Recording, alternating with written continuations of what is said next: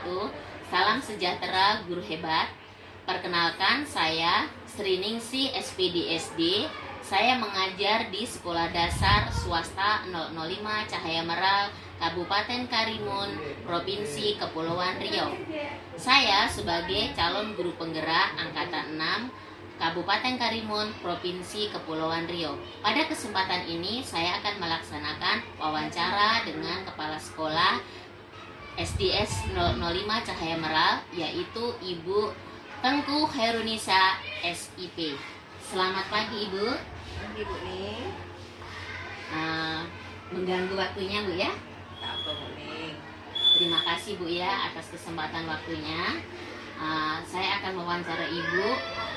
Saya mewawancara ini akan melaksanakan tugas, yaitu tugas sebagai calon guru penggerak, yaitu demonstrasi kontekstual modul 3.1 pengambilan keputusan berbasis nilai-nilai kebajikan sebagai pemimpin. Baiklah Bu ya, kita mulai wawancara kita ya. Silakan Bu. Ibu kan di sini kan sebagai pimpinan kepala sekolah SD swasta 005 Cahaya Meral Bu ya. Pernahkah Ibu dalam mengambil keputusan itu mengambil keputusan itu yang merupakan dilema etika atau bujukan moral Bu? Biasanya Bu Ning, kebanyakan keputusan-keputusan yang diambil itu adalah semua yang berhubungan dengan dilema. Jadi banyak hal yang kita lakukan merupakan dilema yang harus kita pikirkan betul-betul. Terima kasih ya. Yang kedua, bagaimana cara Ibu dalam menghadapi atau mengidentifikasi masalah tadi yang Ibu katakan rata-rata semuanya dilema etika? Bisa diceritakan? Bisa, Bu Ning. Jadi untuk melihat apakah itu sebuah dilema atau apakah itu masalah biasa atau bujukan moral, biasanya saya selalu melihat masalah apa yang terjadi, kemudian pihak mana saja yang terlibat, terjadi pada siapa, apakah pada guru, pada siswa. Jadi kita harus melihat hal-hal seperti itu. Jangan sampai nanti keputusan yang kita ambil salah. Karena keputusan yang kita ambil itu selalunya bermuara untuk kepentingan bersama. Jadi bukan hanya untuk kepentingan pihak-pihak tertentu saja. Kemudian pertanyaan yang ketiga ya, dalam sebuah kasus tersebut apakah ada pertentangan ya dalam pengambilan keputusan itu mengandung dua dilema.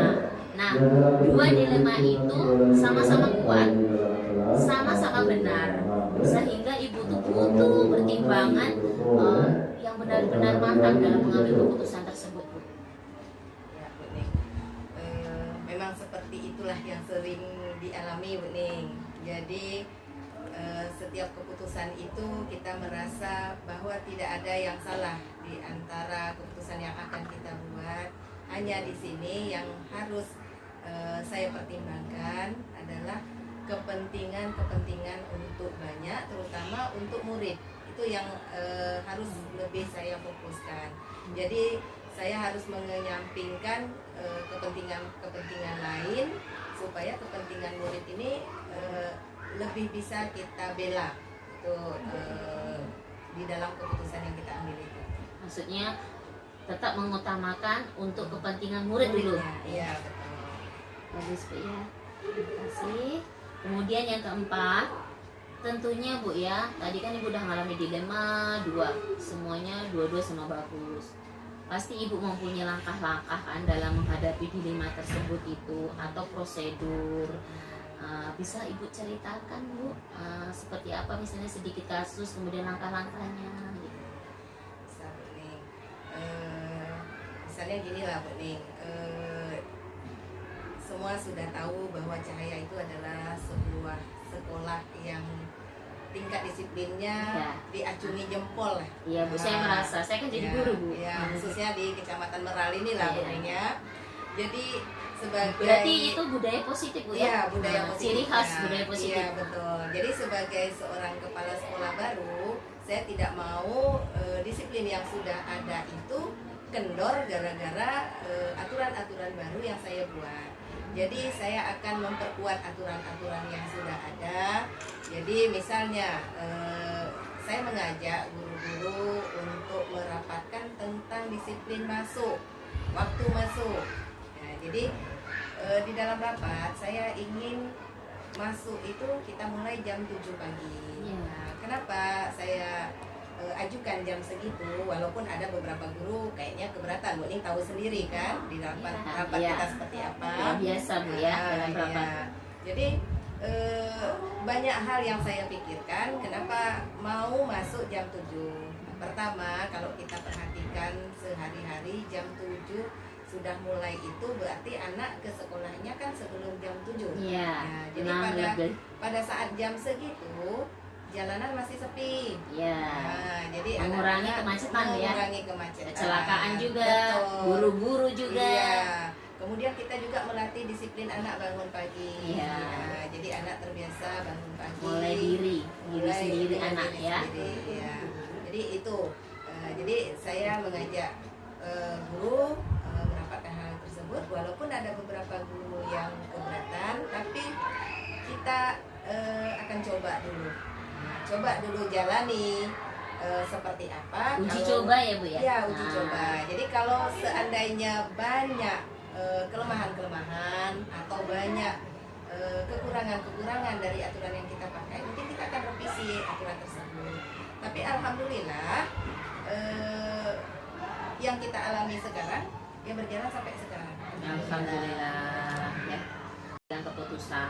Menurut Ibu tadi yang paling sangat efektif itu dalam ketika Ibu ada dilema etika tadi, apa Bu yang kira-kira yang paling efektif untuk memutuskan suatu keputusan? Musyawarah. Musyawarah.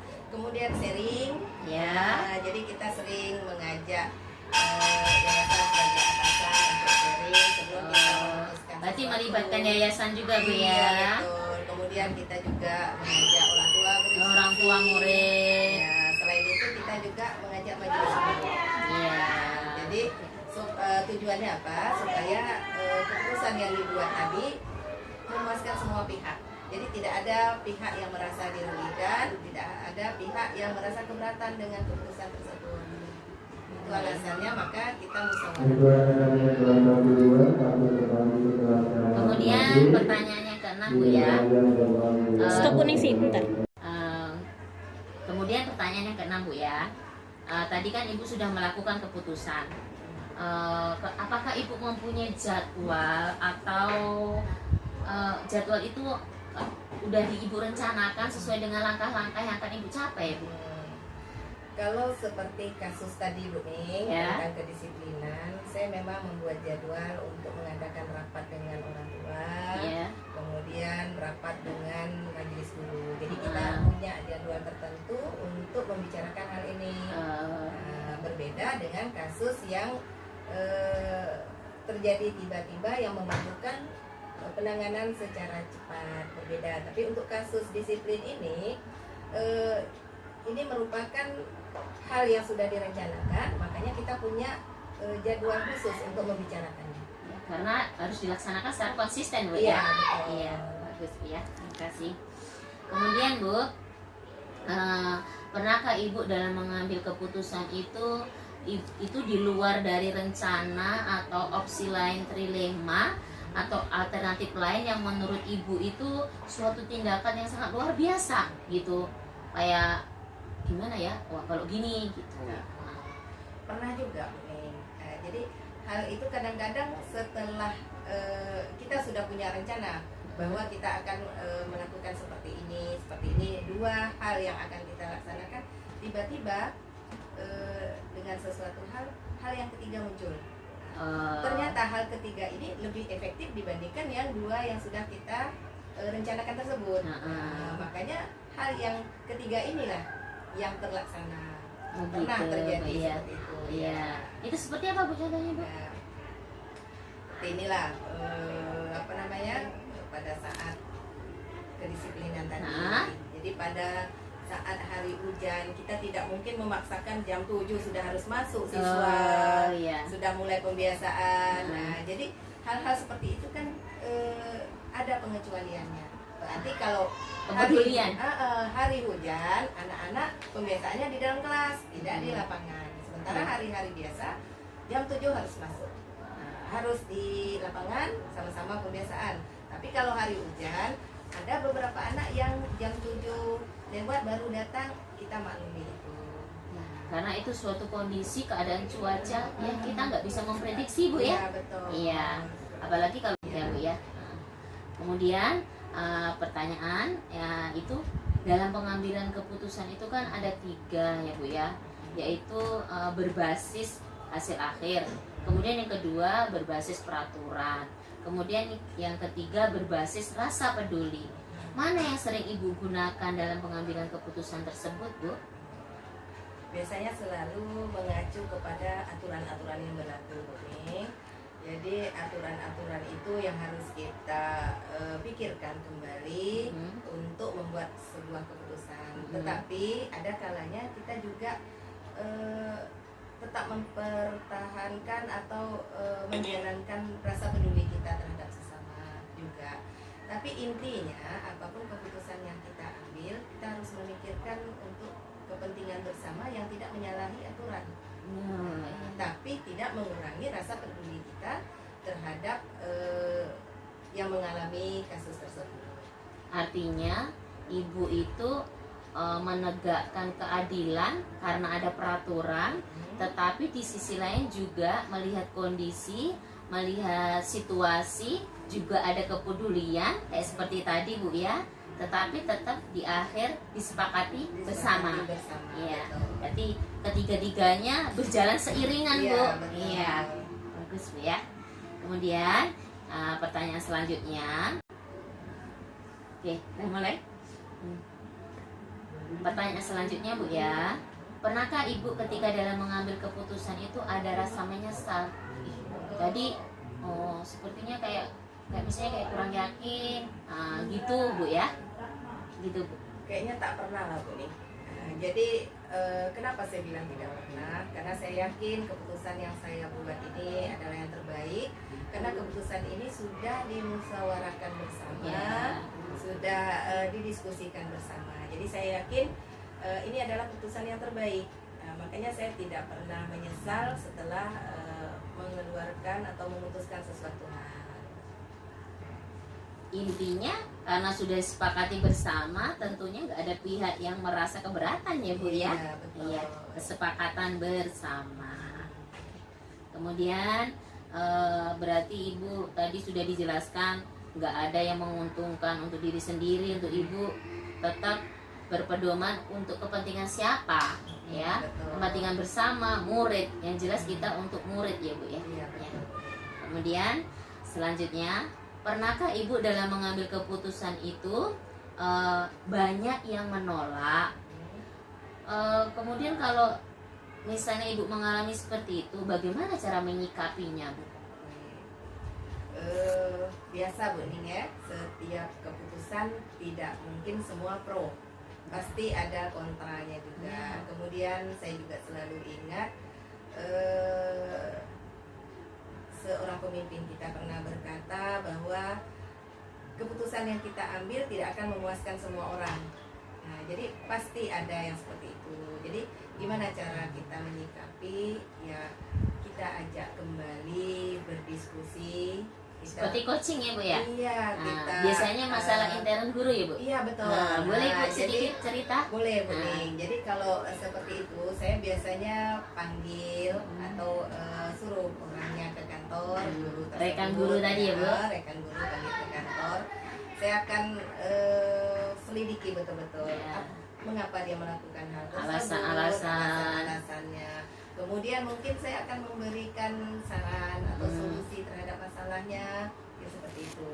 Jadi apapun yang kita lakukan, kita tidak boleh langsung memvonis bahwa oh dia sudah salah. Tapi sebagai pimpinan saya juga harus membimbing. Nah, itu tadi yang Bu Ning bilang coaching. Oh istilahnya. iya, udah belajar, Bu. Ya, kalau saya bilangnya ya membimbing. Ya. Jadi paling tidak dari hati ke hati kami berbicara. Mudah-mudahan dengan seperti itu ya kawan kita tadi tahu bahwa dia tidak disalahkan, tapi dia dibimbing, diajak untuk menjadi lebih baik. Itu harapannya. Berarti dengan guru itu Bu ya, supaya terjalin hubungan yang baik. Jadi nanti tidak ada terjadi cerita di belakang. Iya, Nah, betul. nggak enak ya Bu ya. Betul, Bu. Nah, dan saya pun juga merasakan loh, pimpinan sebagai ibu itu ya, ibu turun langsung bertanya gitu, itu saya sangat rasakan sekali Bu ya. Tentu tujuannya untuk murid Bu ya, Iya, seperti betul, Bu visi Ning. misi sekolah kita Bu ya. Iya, betul. Jadi Bu Ning, kita berbuat demikian, kita selalu memperbaiki diri guru, pelayanan kita, semua kita lakukan tujuannya supaya kita dipandang lebih oleh orang luar, dipercaya, kemudian sehingga banyak orang tua siswa yang akan Berbondong-bondong memasukkan anaknya ke sekolah kita ya. Nah. Karena sekolah swasta itu seperti biasa kita tahu bahwa siswa itu adalah aset. Iya. Nah, siswa itu aset. Semakin banyak siswa semakin baik. Tapi bukan berarti banyak siswa kita asal saja. Iya. Nah, Kualitas. ya, kualitas tetap kita jaga. Nah, caranya ya seperti itu. Membuat keputusan-keputusan yang walaupun memberatkan, tapi itulah konsekuensi yang harus kita jalankan untuk meningkatkan kualitas di masa depan. Terima kasih Bu ya atas pengalamannya. Ibu sudah meluangkan waktu untuk saya. Ini adalah tugas saya sebagai calon guru penggerak. Saya juga terima kasih support Ibu sudah menyupport Ibu dari pertama sampai ini, alhamdulillah sudah mau dekat habis. Kemudian saya juga sudah tahu bagaimana cara Ibu menyikapi sebagai pimpinan, bagaimana memutuskan suatu masalah. Mudah-mudahan ilmu yang saya dapatkan hari ini sebagai pengalaman saya, kemudian itu sebagai ini Bu ya, saya untuk alasan pertimbangan saya nanti ketika saya membuat keputusan. Karena saya kan sebagai pemimpin pembelajaran di kelas saya, bagaimana saya menerapkan keputusan seperti yang Ibu ajarkan tadi untuk murid-murid saya di kelas saya. Tentunya kalau saya pun akan mengikuti keputusan-keputusan, mengambil keputusan yang baik, itu untuk kemajuan sekolah kita ya Bu ya. Jadi kita bersama-sama membangun sekolah kita untuk kualitas yang baik, mendidik murid-murid yang baik tanpa ada kontra, sehingga semuanya merasakan dampaknya ya Bu ya. Terima kasih banyak ya Bu ya atas waktunya. Ya, sama-sama Iya. Bu Ning. Sukses selalu ya Bu Ning. Terima kasih. Semangat berkarya Bu. Semangat. Warahmatullahi wabarakatuh Ibu Desi. Selamat siang. Mengganggu waktunya Bu? Tidak. Ini saya akan mewawancarai Ibu. Ini adalah tugas CGP saya, yaitu demonstrasi kontekstual modul 3.1 tentang pengambilan keputusan berbasis nilai-nilai kebajikan sebagai pemimpin. Pada kesempatan ini saya akan mewawancarai Ibu seputar pertanyaan tentang bagaimana Ibu mengambil keputusan ketika Ibu memutuskan di komunitas ini. Ya, nah jadi nanti kiat-kiatnya Ibu dalam menghadapi masalah, kemudian cara menyelesaikannya, bisa kan Bu? Insya Allah. Nah, baiklah Bu ya, kita mulai pertanyaan pertama. Selama menjadi pemimpin, tentu Ibu kan di sini kan kepala sekolah TK swasta Cahaya Merak. TK-nya udah lama loh Bu ya. Ya, bangga loh Ibu dipilih menjadi kepala sekolah ya. Nah, apalagi menggantikan almarhum yang meninggal ya. Berarti Ibu adalah orang pilihan di sini. Nah, ketika selama menjadi pemimpin kepala sekolah di TK swasta Cahaya ini, pernahkah Ibu mengambil keputusan yang merupakan keputusan itu dilema etika atau rujukan moral Bu? Baiklah Bu, saya selama menjadi kepala sekolah, kebetulan benar kata Ibu, saya menggantikan guru yang sudah meninggal.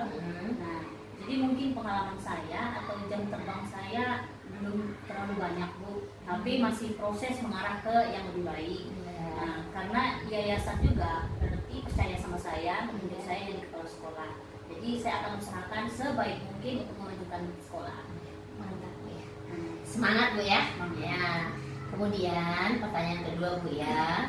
Nah, bagaimana cara Ibu tadi ketika menghadapi, mengidentifikasi kasus-kasus yang dilema etika yang Ibu temui selama menjadi pemimpin pelajaran tersebut Bu? Kasus dilema etika tadi. Oke, mungkin pertama-tama tentu masalahnya harus kita selidiki dulu, Bu. Ya. Latar belakangnya seperti apa, terus jalur penyelesaiannya itu yang bagaimana, itu kan mesti kita diskusikan dulu, kolaborasi dulu dengan guru-guru yang lain. Seperti itu ya. Berarti diskusi musyawarah ya Bu ya. Oke. Bu ya, pertanyaan ketiga. Ini agak panjang Bu ya.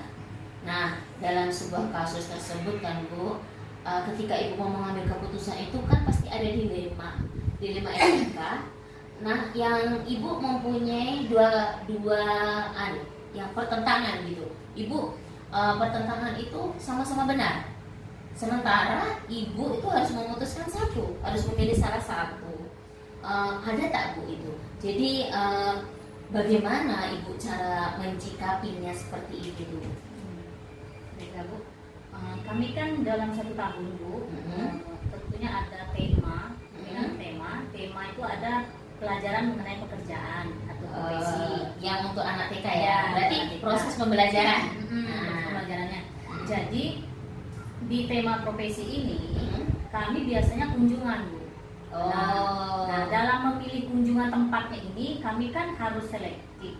Kira-kira yang tempatnya yang kira-kira mendidik itu seperti apa, yang mana. Nah, opsi kami misal contohnya nih di BC. Bea Cukai ya? Ya, Bea Cukai itu ya kayak mana kita ketahui kan kantor yang terbesar setelah Jakarta kan di sini. Nah, karena daerah kita itu kan merupakan daerah perbatasan dengan negara luar seperti Singapura, Malaysia ya. Nah, cuman Bu, di situ kan BC itu dekat dengan tepi laut Bu. Sebenarnya bagus kita untuk mengenal pekerjaan BC itu seperti apa kan pada anak, profesinya itu apa di situ kan kerjanya. Nah, yang kedua Bu, opsi kami ini pergi ke Polsek.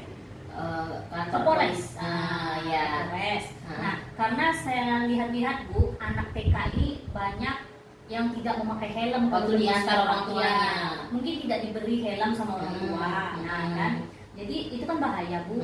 Nah, karena anak-anak itu kan adalah untuk ke depan masa depan kita ya, betul, aset negara juga kan masa depan. Nah, jadi sementara keselamatan anak itu kan sangat penting Bu. Nah, makanya itu dengan pergi ke Polres, siapa tahu mereka mendapat bimbingan dari polisi seperti apa kan, dan peraturan-peraturan pun jadi mereka tahu. Ya, bagus sekali Bu ya, supaya mereka bisa menjaga diri sendiri dari bahaya. Bahaya. Oke Bu ya, jadi harus diberi pembelajaran yang nyata. Jadi tapi akhirnya keputusan itu pasti pilih salah satu Bu ya. Iya. Di antara dua itu kemarin yang tahun kemarin akhirnya kemana Bu? Ke Polres. Oh iya, berarti oke. Stop. Terima kasih Bu ya. Sekarang lanjut pertanyaan yang keempat. Tentunya kan Bu, dalam pengambilan keputusan itu ada langkah-langkah Ibu dalam menghadapi dilema tersebut. Kalau boleh tahu Bu, langkah-langkah atau prosedur apa yang telah Ibu lakukan agar keputusannya itu maksimal, baik gitu? Gimana Bu? Pertama-tama mungkin kami akan diskusi dengan majelis guru. Nah, setelah diskusi ke guru mendapatkan hasilnya, baru kami rapat dengan orang tua murid. Oh gitu. Nah, karena ini kan menyangkut izin ke orang tua Bu. Oh iya, keluar dari sekolah ya. Jadi kita harus dapat izin dulu dari orang tua. Kerelaan, Jadi tanda tangan. jadi nanti Bu tidak ada permasalahan di belakangnya. Bagus. Karena anak TK ya Bu yang kecil-kecil. Iya. Kemudian lanjut Bu, pertanyaan 6. Hal-hal apa yang menurut Ibu yang paling efektif dalam pengambilan kasus dilema etika tersebut? hal-hal yang efektif adalah membicarakannya Bu, membicarakan bersama untuk mencapai kesepakatan bersama. Iya. Nah, sehingga tidak ada pihak-pihak yang dirugikan nanti. Iya. Karena mengingat di sini sekolahnya swasta ya. Betul. Jadi orang tua juga turut andil ya, nanti juga yayasan ya. Terus kemudian yang nomor 6 Bu, tadi kan Ibu kan sudah melakukan suatu keputusan ya. Kemudian tadi Ibu udah bilang ada rapat ke guru-guru dulu, kemudian dibicarakan ke orang tua murid. Nah, itu kan Ibu kan mempunyai jadwal atau langkah-langkah berikutnya. Apakah Ibu itu jadwalnya itu tersusun atau gimana Bu? Oh, tidak ada Bu, susun. Nah, biasanya sudah saya agendakan. Oh, udah diagendakan. Nah, Disitulah kita mendapat keputusan bersama nanti Bu. Gitu ya. Ya berarti diagendakan, baru nanti dibicarakan bersama-sama. Iya, bagus. Berarti sudah terjadwal betul ya, teragendakan ya. Iya, oke Bu ya. Bu, lanjut sekarang ke pertanyaan ke-7 Bu ya. Nah, apakah ada seseorang atau faktor-faktor apa yang selama ini mempermudahkan atau membantu Ibu dalam pengambilan keputusan? Dalam hal ini kasus dilema etika Bu. Baiklah Bu, pastinya rekan guru-guru saya Bu. Ya, yang paling dekat ya. Ya, karena kan kita bekerja walaupun sebagai kepala sekolah tanpa guru tidak bisa berjalan sendiri. Ya. Pasti kita membutuhkan rekan-rekan kerja juga kan. Hmm. Nah, makanya harus dengan rekan kerja dulu yang penting. Nah, Dan berhubung kami kan swasta Bu, sekolah swasta ini kan di sama bawah kita. ya di bawah naungan yayasan. Hmm. Nah, jadi harus berkolaborasi juga dengan yayasan. Nah, bagaimana nanti hingga mencapai keputusan yang sama-sama enak lah. Jadi tidak ada nantinya dirugikan. Ya, bagus, berkolaborasi yang Ya. baik ya Bu ya. Kemudian pertanyaannya ke-8 Bu.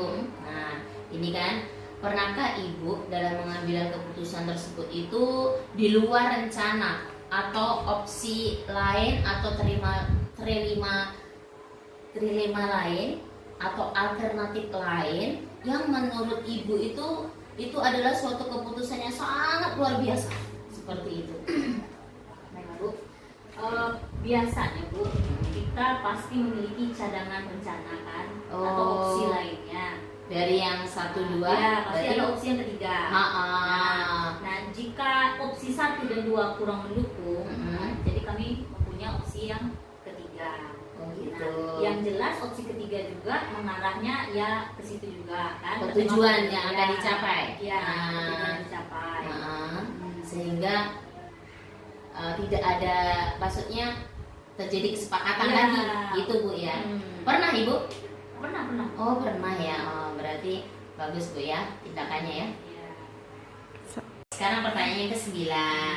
Ketika Ibu itu tadi sudah mengambil keputusan, apakah Ibu sering merefleksikan hasil keputusan yang Ibu sudah ambil tadi bersama-sama tadi Bu? Misalnya, wah keputusan ini sudah saya laksanakan belum ya? Gimana ya dengan rekan-rekan saya? Kan pasti ada kayak gitu. Gimana Bu? Iya Bu, karena sesuatu yang sudah kita putuskan itu tentu ada pertimbangan. Iya, sudah dipertimbangkan matang ya. Sebab akibatnya apa? Oh, berarti Terus manfaatnya apa? Iya. Dan harapan-harapan saya itu seperti apa? Oh, Nah, gitu. saya itu maunya siswa-siswa itu bisa disiplin. Nah, disiplin mengenai lalu lintas. Nah. Jadi mereka tahu bahayanya ketika mereka tidak menggunakan helm seperti apa. Nah, terus dapat menjaga diri sendiri juga Bu dari bahaya. Iya, bagus. Dan mengenal lampu merah Bu. Kalau Polres itu kan kita dikenalkan lampu merah itu gunanya itu apa? Rambu-rambu ya? Rambu-rambu Iya. lintasnya. Jadi kan anak-anak tahu. Bu, ada tak Bu yang murid TK itu ketika dibawa ke kantor polisi itu ada yang takut Bu sama polisi? Ada sih, Bu. Ada. Tapi semenjak dikenakan gitu jadi takut tak? tak takut lagi. Kan dulu Bu pernah juga yang zaman Covid, kita kan tidak boleh datang ke sana. Iya. Jadi polisi yang datang ke sini. Oh, berarti membentuk karakter juga Iya, Bu ya? betul. Iya, bagus ya. Oke, sekarang lanjut yang ke-10. Ibu kan sering melaksanakan pengambilan keputusan yang menyangkut dilema etika tadi seperti yang Ibu reka. Nah, menurut Ibu, pelajaran apa yang Ibu peroleh dalam pengambilan keputusan dilema etika tersebut? Pelajaran yang Ibu ambil tadi dari dilema etika, kemudian ada opsi yang lain, kemudian bagaimana menyikapi yang efektif. Nah, gimana? Pelajaran yang saya ambil itu Bu, masalah dilema etika tersebut itu kan dua opsi pilihannya itu sama-sama berat. Nah, tapi benar. Ya benar semua. Nah, jika kita pertimbangkan, musyawarahkan secara baik-baik, kolaborasi juga dengan rekan sejawat, nah terus sama orang tua, pasti kita akan mencapai kesepakatan bersama. Nah, jadi ya itulah Bu, intinya nanti di kemudian hari tidak ada yang dirugikan, kita sama-sama senang. Terima kasih. Nah, sekarang lanjut Bu ya, yang pertanyaan ke-11. Tadi kan ada nilai-nilai yang bertentangan antara lain pilihan satu dan pilihan kedua. Karena tadi Ibu punya opsi satu, opsi kedua. Tentu kan menimbulkan dilema. Nah, lalu siapa orang yang terlibat dalam menyelesaikan masalah tersebut, dilema itu Bu? Ya, Bu. Seperti yang sudah saya uraikan tadi, Ya, tentunya orang yang terlibat itu orang-orang dekat dengan saya, seperti rekan guru, ya. terus orang tua murid, dan yayasan juga Bu. Jika masalahnya memerlukan yayasan ya Bu ya. Iya, terima kasih. Kemudian ini pertanyaan penutup Bu ya. Ini adalah tantangan Bu ya. Tadi Ibu sudah mempunyai masalah dilema etika, kemudian bagaimana cara mengidentifikasinya, kemudian siapa orang-orang yang di dalam itu yang membantu menyelesaikannya, kemudian tiba-tiba ada opsi yang sangat luar biasa gitu. Nah, sekarang kira-kira adakah sesuatu yang menurut Ibu itu yang masih butuh tantangan, masih perlu dikaji dalam menentukan keputusan pada kasus dilema etika tersebut? Nah, kalau masalah dilema etika itu, saya biasanya kan berkolaborasi dengan rekan-rekan guru. ya. Nah, tantangan saya ini Bu sebagai kepala sekolah mungkin dalam menyampaikan ide kita ke yayasan. Oh, jika itu butuh pertimbangan yayasan ya. Tapi kalau pergi jalan-jalan seperti itu Bu, kami harus ada pertimbangan dari yayasan. Ya. Harus mengetahui mereka. Nah, jadi nanti kan takutnya kita di luar sana ada terjadi sesuatu hal yang tidak kita inginkan, terdengar telinga yayasan, mereka tidak tahu, nanti kan kami yang salahkan. Nah, seperti itu Bu. Nah, tapi kalau misalnya kita beri ke yayasan, kita kolaborasi dengan yayasan, mereka setuju. Nah, yayasan juga kan bisa memberikan pendapat ke kita. Nah, siapa tahu mereka bisa menemukan tempat yang lebih bagus, yang bisa kita jadikan opsi lain kan. Berarti tantangannya Ibu harus berbicara dengan yayasan, menyampaikan maksud tujuannya. Tentu sudah ada data-data yang akurat ya. Nah, iya kan Bu ya. Tentu berarti memang sudah perencanaan. Jadi yang perlu dikaji tantangannya yaitu ketika berhadapan, takutnya nanti tidak bisa menerima. Iya. Tapi insya Allah dengan diskusi yang baik, tidak ada tantangan tersebut, tapi masih menjadi kekhawatiran ya Bu ya. Takutnya saya nanti yayasan tidak menerima. Seperti apa gitu. Itu masalah dilema etika. Iya, baiklah. Terima kasih atas waktunya. Ibu sudah meluangkan dan berbagi ilmu pengalaman selama menjadi kepala sekolah, meskipun jam terbangnya belum banyak, tetapi Ibu sudah berusaha loh, dipilih itu adalah suatu orang yang pilihan. Berarti Ibu harus menunjukkan yang bagus. Saya pun, iya, ini juga sebagai pembelajaran saya sebagai guru, di mana nanti saya akan mengambil keputusan di kelas untuk bagaimana saya memutuskan pembelajaran saya di kelas, apa yang harus saya putuskan sehingga saya tidak ragu-ragu. Seperti tadi pesan Ibu, harus kolaborasi, itu adalah yang paling penting ya, selesaikan bersama-sama. Terima kasih banyak. Selamat berkarya. Warahmatullahi wabarakatuh. Waalaikumsalam warahmatullahi wabarakatuh. Selamat pagi Pak. Selamat pagi. Apa kabarnya? Alhamdulillah sehat. Alhamdulillah. Pada kesempatan ini saya akan melakukan wawancara kepada Bapak. Tugas saya sebagai CGP yaitu demonstrasi kontekstual modul 3.1 pengambilan keputusan berbasis nilai-nilai kebajikan sebagai pemimpin. Baiklah Pak ya, saya mulai pertanyaan yang pertama. Ya. Pertanyaan yang pertama adalah, Bapak ini kan selama jadi pimpinan kepala sekolah ya, pernahkah Bapak mengalami pengambilan keputusan yang merupakan dilema etika atau rujukan moral? Pernah untuk mengambil keputusan itu, namun kalau keputusan itu tentunya kita, kalau saya secara pribadi itu menggunakan teknik yang pertama yaitu bermusyawarah dengan stakeholder, yaitu guru, pendidikan maupun lingkungan yang terlibat dalamnya. Itu yang saya ambil langkah pertama. Pertama itu. Terima kasih Pak ya. Kemudian pertanyaan yang kedua, bagaimana cara Bapak menghadapi atau mengidentifikasi kasus tersebut yang merupakan dilema etika atau rujukan moral? Tadi sepertinya sudah disebutkan Pak ya? Ya. Jadi untuk dilema yang pertama yang jelasnya kalau kita berada di sekolah itu kita menunjukkan karakter. Karakter siswa itu ini yang menjadi dilema kita di sekolah. Nah, itulah untuk menunjukkan karakter itu tentunya kita banyak trik-trik yang akan kita lakukan untuk supaya menjadikan siswa-siswa kita yang ada di SD ini untuk menjadi anak-anak yang bermoral, ya, beretika baik. Tentunya kita mempunyai trik-trik. Yang pertama kita tentunya kita merujuk kepada sistem sekolah yang ada di sekolah, yaitu bermusyawarah dulu. Nah, baru kita terjun kepada siswa-siswa yang ada di sekolah. Alhamdulillah, berarti mengutamakan musyawarah Ya, ya. ya. Kemudian Pak, yang ketiga, dalam sebuah kasus tersebut yang termasuk dilema etika Pak ya, apakah ada pertentangan dalam pengambilan keputusan ketika Bapak memutuskan itu ada dua nilai kebajikan? Nah, dua-duanya sama-sama baik Pak, sama-sama benar, tetapi Bapak kan harus memilih di antara dua tersebut Pak. Tentunya kita yang mengambil keputusan itu tidak terlalu terburu. Karena apa? Karena ini demi untuk kepentingan bersama, ya, demi kepentingan sekolah.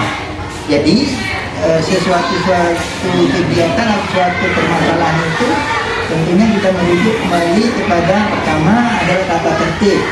Merujuk tata tertib yaitu kalau kita membicarakan masalah siswa, tentunya ada tata tertib siswa dulu. Nah, jadi tata tertib siswa ini diperjuangkan. Nah, apabila karakter siswa itu tidak melanggar daripada etika daripada tata tertib itu, tentunya kita merujuk lagi pada lingkungan sekolah. Lingkungan sekolah itu siapa? Itu teman-teman kerja saya, yaitu tadi para guru. Stakeholder yang guru itulah yang untuk membantu merespon daripada kegiatan saya untuk di lapangan. Terima kasih Pak ya. Kemudian selanjutnya, berarti Bapak tadi sudah menyebutkan langkah-langkahnya Pak ya. Berarti ini sebetulnya pertanyaan keempat, tetapi Bapak sudah menjawab pertama tata tertibnya dulu, kemudian karakternya murid, kemudian bagaimana tuh guru-gurunya. Ya bagus Pak ya, langkah-langkahnya sudah bagus.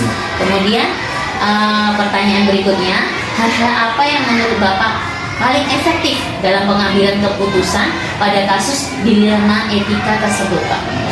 Yang jelasnya paling efektif kita menyarankan kita mengoptimalkan guru-guru kita yang profesional. Guru-guru kita yang sudah profesional, yang punya istilahnya ilmu kejiwaan itu lebih tinggi sehingga dapat masuk di dunia anak. Nah, dimana jadi itu kepada orang guru-guru kita yang sudah pasti, mereka bisa bertransfusi kepada siswa-siswa kita untuk pembinaan. Satu, yang jelasnya kita langkah-langkah ini kita tingkatkan iman dan takwa. sesuai juga dengan kita punya visi misi sekolah. Sehingga dengan adanya pelatihan atau kegiatan-kegiatan rohani, kegiatan Quran yang kita lakukan di sekolah, itu salah satu untuk mengatasi, untuk mengganggu situasi-situasi untuk membina karakter mereka menjadi lebih baik. Tadi Bapak sebutkan kan guru-guru supaya bagaimana psikologinya ke anak mengajarkan. Berarti Bapak sudah menerapkan KSE Pak ya, pembelajaran sosio-emosional. Bagus sekali Pak ya. Nah, pertanyaan berikutnya Pak ya. Setelah Bapak sudah melakukan keputusan, apakah Bapak mempunyai jadwal untuk memutuskan langkah-langkah berikutnya dalam pengambilan keputusan tersebut? Misalnya hari pertama Bapak berunding dulu dengan guru-guru, kemudian hari kedua begitu Pak, kira-kira Pak ya? Kalau untuk keputusan untuk merefleksi dari apa yang kita sampaikan itu, kita di sekolah kita ini itu kita sudah punya jadwal. Jadwalnya akan kita punya rapat bulanan. Jadi dari rapat bulanan itu kita saling mereview daripada hasil musyawarah kita, hasil rapat kita bulan yang berikutnya. Nah, bulan yang berikutnya lagi kita lihat apa perkembangan, apa yang sudah kita musyawarahkan, kita rapatkan, atau itu kita berjalan baik dengan beliau. Nah, mana yang belum, maka kita akan tidak lanjuti lagi. Yang sudah, yang kita pertahankan. Jadi jelasnya kita setiap bulan mengadakan setiap rapat bulanan. Tetap ada itu sehingga kita tahu mana di mana titik-titik kelemahan di sekolah kita yang kita jalani saat ini. Nantinya ya rekan-rekan kita yang sangat antusias itulah yang paling mendukung untuk saya berbuat untuk di sekolah kita. Rekan-rekan yang antusias Pak ya. Bagus ya. Kemudian yang ke-7, tadi kalau yang pertanyaan ke-7 ini Pak, sepertinya tadi sudah Bapak rangkum ke nomor 6. Pertanyaan nomor 7 itu, apakah ada seseorang atau faktor-faktor apa yang selama ini mempermudah atau membantu Bapak dalam pengambilan keputusan dalam kasus dilema etika? Bisa tadi diulangi lagi Pak ya? Nah, guru? Jadi kalau memang itu banyak, bukan satu orang saja. Guru, baik itu dari tenaga pendidikan, komite sekolah itu tidak bisa diabaikan. Tetap untuk sekolah tetap kita itu berkata. Dan juga dinas pendidikan selalu mensupport kita. Apa-apa permasalahan kita tetap merujuk kepada dinas pendidikan. Karena dari dinas pendidikan itu adalah pusat daripada biaya untuk kita gimana di sekolah. Jadi guru, komite sekolah, dinas pendidikan. Iya. Itu yang paling utama Pak ya. Iya. Terima kasih. Kemudian yang ke-8, pernahkah Bapak dalam pengambilan keputusan itu di luar rencana atau opsi atau trilema atau ada alternatif lain yang menurut Bapak itu suatu tindakan yang sangat luar biasa Pak? Kalau tindakan yang alternatif itu kita lihat pokok permasalahan. Lihat pokok permasalahan. Permasalahan apa? Kalau memang itu sangat penting, sangat jelasnya perlu kita ambil keputusan yang tepat, tentu saya mempunyai inisiatif sendiri. Ya, akan kita walaupun punya inisiatif sendiri, tetap kita merujuk pada rekan-rekan, karena rekan-rekan dululah yang mendukung kegiatan kita. Tetap itu.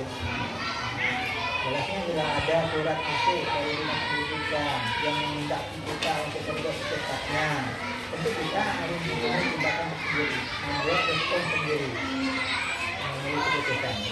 Artinya Pak ya, tadi kan Bapak mempunyai suatu keputusan yang bagus ya menurut Bapak ya, tapi Bapak tetap merundingkan, memusyawarahkan dengan seluruh warga sekolah, terutama rekan-rekan guru Pak ya. Ya, musyawarah yang nomor 1 ya. Kemudian pertanyaan 9 nih Pak ya, ketika tadi itu kan Bapak mengambil keputusan, setiap kali mengambil keputusan itu apakah Bapak merefleksikan hasil keputusan yang sudah disepakati bersama atau yang sudah dilaksanakan gitu Pak? jelas untuk kita itu tetap merefleksi. Ini di awal tadi yang nomor berapa tadi kan sudah saya katakan. Iya, Pak. Kita tetap di tiap bulan kita ada Iya, rapat. sudah. Nah, kita Iya. rapat tetap untuk meninjau apa yang sudah kita usahakan, apa yang sudah berhasil. Benar. Bagi yang sudah berhasil tentu kita tingkatkan. Yang belum berhasil mari kita rujuk kembali kepada untuk supaya berhasil. Bagus Pak, terima kasih. Nah, dan yang selanjutnya, Bapak kan sering melaksanakan pengambilan keputusan yang menyangkut dilema etika ini. Nah, menurut Bapak, tadi kan Bapak sudah melakukan refleksi. Tentu ada pelajaran yang diperoleh dalam pengambilan tersebut, Pak. Kira-kira pembelajaran apa, Pak, yang bisa diperoleh, Pak? Jelasnya pembelajaran yang kita ambil rasa kepuasan di program kita itu tercapai. Nah, dengan tercapainya program kita tercapai dengan apa yang kita buat menjadi dual untuk kegiatan itu sudah merupakan suatu kepuasan untuk keberhasilan. Nah, jadi di situlah dampak daripada apa yang kita membuat suatu keputusan itu dapat direspon baik itu virtual maupun di diri kita. Maka kalau dengan keberhasilan itu berarti program kita itu bagus. Iya, bagus ya. Nah, karena Bapak buat prosedur yang bagus, ketika itu sudah berhasil, tentu itu suatu kepuasan, Iya. Pak ya. Pastinya kepuasan bersama, Pak ya. Iya. Untuk kemajuan sekolah, ya. Dan kemudian ini ada pertanyaan penutup, Pak ya. Iya. Pertanyaan penutup ini, Pak ya. Kira-kira adakah suatu yang menurut Bapak itu tantangan atau yang masih perlu dikaji lagi dalam menentukan keputusan yang menyangkut dilema etika ini, Pak? Rasanya kalau seperti itu mungkin bagi saya dilema itu harus kita hadapi, bukan kita takuti. Itu yang jelasnya. Yang kedua, perlu kita dengan adanya dilema itu dan harus kita kaji ke depannya seperti apa, kebaikannya apa yang ke depan, nah kemajuan apa yang ke depan, apa yang hasilnya akan kita peroleh ke depannya. Nah, ini yang jelas itu yang kita kendaki. Nah, semua yang hasil daripada yang ditanyakan tadi merujuk daripada itu, kesimpulannya adalah bahwa kita berbuat, kita berusaha sebagaimana sekolah kita ini menjadi rujukan untuk para guru atau para siswa atau para masyarakat untuk berbondong-bondong untuk sekolah kita, sehingga program kita itu bagus, program kita baik dengan mutu yang baik dan hasil outputnya juga baik, tentu itu merujuk kepada kerjasama kita di dalam. Nah, ini tentunya sekali yang terakhir mungkin dengan itu kepuasan itu hidup tersendiri ya, karena nanti untuk keluarga sekolah. Ya. Nah, kemudian terima kasih banyak Pak ya. Bapak sudah meluangkan waktu, kemudian sudah memberikan kesempatan kepada saya untuk mewawancarai Bapak. Kemudian Bapak sudah berbagi pengalamannya kepada saya. Ini adalah pengalaman pertama saya, Pak ya. Kebetulan saya ini kan mengajar sekolah swasta, Pak ya. Sebenarnya tadi kalau saya tengok banyak persamaan, intinya untuk kepentingan bersama, untuk kepentingan sekolah. Kemudian saya berharap dari apa yang Bapak sampaikan, pengalaman itu sangat bermanfaat untuk saya. Terutama ketika saya mengambil keputusan, Pak ya. Kadang saya juga ada rasa ragu bagaimana memutuskan ketika saya bisa menentukan saya, sehingga saya pun kepingin, Pak ya, pembelajaran di kelas saya itu menarik seperti kayak Bapak tadi, bagaimana meyakinkan kepada orang tua murid, kepada siswa, sehingga mereka mau sekolah ke tempat Bapak tadi sama dengan saya. Tapi bisa deh, ya, seperti itu kalau dulu, dan juga kalau dulu saya, apapun permasalahan itu tetap berkolaborasi dengan teman sejawat. Jadi yang penting, walaupun kita merasa diri kita baik, ajar kita baik, bahan ajar kita baik, semua perintah administrasi kita baik, tapi kalau kita jalan sendiri tanpa berkoordinasi dengan kawan dan itu baik. Yang bernilai itu kita merasa diri kita baik, tapi bagi orang belum penting. jelasnya apapun yang kita buat tentunya ada musyawarah, itu penting gitu. Berbagi pengalaman, berbagi materi, berbagi ilmu, itu sangat penting. Nah, yang kedua lagi yang saya sampaikan ini contohnya dengan adanya tim kerja, ya baik itu kita bersama kita bisa mencapai apa yang kita inginkan. Seperti kami kemarin tahun 2020 untuk akreditasi 2021 untuk akreditasi dengan waktu yang singkat, waktu yang tidak hampir 10 hari ditunda untuk akreditasi karena tim saya, guru saya orang hebat-hebat, saya bisa. Akhirnya lagi di alhamdulillah itu dari kerjasama itu penting. Hebat Pak ya. Tentu usaha itu tidak akan mengkhianati hasil yang maksimal. Pasti hasilnya akan maksimal, ya Pak ya. Akreditasinya A Pak ya, hebat. Terima kasih Pak ya atas waktu dan kesempatannya. Baiklah Pak ya, terima kasih. Selamat berkarya.